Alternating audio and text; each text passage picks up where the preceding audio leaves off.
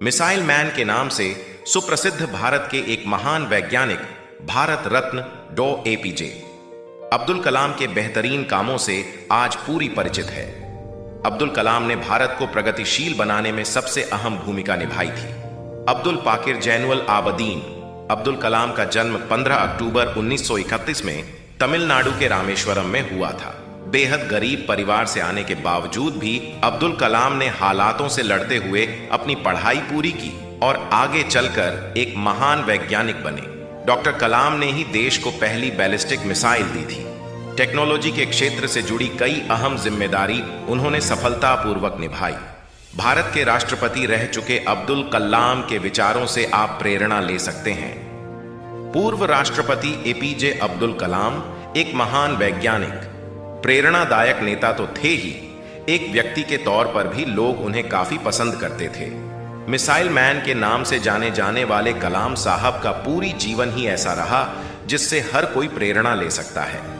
उनका जीवन खुद में ही एक पाठशाला है। जिसने भी उसका अनुकरण किया वह जरूर सफल होगा। उनके जीवन से हमें ईमानदारी, संयम और परिश्रम की सीख मिलती है। बचपन में बेचा अखबार एपीजे अब्दुल कलाम का जन्म तमिलनाडु के रामेश्वरम शहर के एक छोटे से गांव धनुषकोडी में एक बहुत ही गरीब परिवार में हुआ था। उनके पिता एक छोटी सी नाव चलाया करते थे जिससे उनके परिवार का गुजर बसर हो सके। उनके घर में कोई भी पढ़ा लिखा नहीं था, लेकिन उन्हें बचपन से ही पढ़ाई लिखाई का बहुत शौक था। गरीब होने के बावजूद उनका परिवार उन्हें काफी सपोर्ट करता था। जब वे 8 साल के थे तब अपने पढ़ाई का खर्च निकालने के लिए अखबार बेचा करते थे। पढ़ने का शौक ऐसा था कि इन अखबारों को वे खुद भी पढ़ा करते थे। वैज्ञानिक बनने के पीछे की घटना कलाम के एयरोस्पेस टेक्नोलॉजी में आने के पीछे उनके 5वीं क्लास के टीचर सुब्रमण्यम अय्यर हैं। एक बार कलाम से उनकी टीचर ने पूछा कि चिड़िया कैसे उड़ती है। क्लास का कोई छात्र इसका उत्तर नहीं दे पाया। टीचर अगले दिन सभी बच्चों को समुद्र के किनारे ले गए जहां कई पक्षी उड़ रहे थे। कुछ समुद्र में उतर रहे थे तो कुछ बैठे थे। वहां कलाम की टीचर ने उन्हें पक्षी के उड़ने के पीछे के कारण को समझाया, साथ ही पक्षियों के शरीर की बनावट को भी विस्तार पूर्वक बताया जो उड़ने में उनकी मदद करता है। टीचर के द्वारा समझाई गई ये बात कलाम के अंदर इस कदर समा गई कि उन्होंने तय कर लिया कि वो उड़ान की दिशा में अपना करियर बनाएंगे। मुझे हमेशा महसूस होने लगा कि मैं रामेश्वरम के समुद्र तट पर हूं और उस दिन की घटना ने मुझे जिंदगी का लक्ष्य निर्धारित करने की प्रेरणा दी। बाद में मैंने तय किया कि उड़ान की दिशा में ही अपना करियर बनाऊंगा। कैसे पहुंचे इसरो? कलाम जी की शुरुआती पढ़ाई रामेश्वरम एलिमेंट्री स्कूल में हुई थी।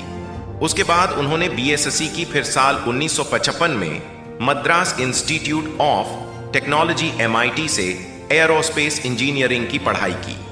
कॉलेज खत्म होने के बाद जब एपीजे अब्दुल कलाम जी ने इंडियन आर्म्ड फोर्स में फाइटर पायलट की पोस्ट के लिए अप्लाई किया, उस समय वहां सिर्फ 8 सीट खाली थी।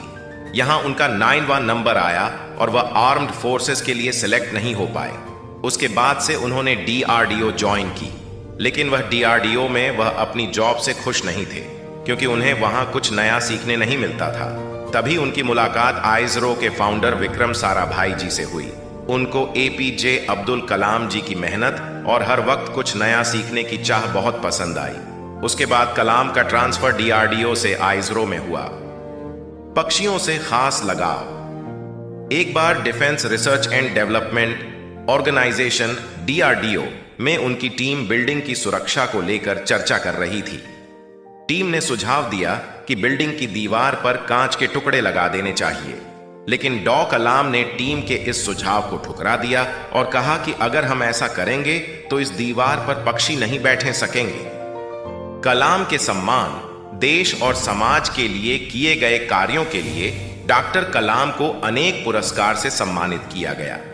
लगभग 40 विश्वविद्यालयों ने उन्हें मानद डॉक्टरेट की उपाधि दी और भारत सरकार ने उन्हें पद्म भूषण, पद्म विभूषण और भारत के सबसे बड़े नागरिक सम्मान भारत रत्न से सम्मानित किया गया। 27 जुलाई 2015 की शाम अब्दुल कलाम भारतीय प्रबंधन संस्थान IIM शिलोंग में लेक्चर दे रहे थे। तब उन्हें दिल का दौरा पड़ा और वे बेहोश होकर गिर पड़े, जहां उनकी मृत्यु हो गई।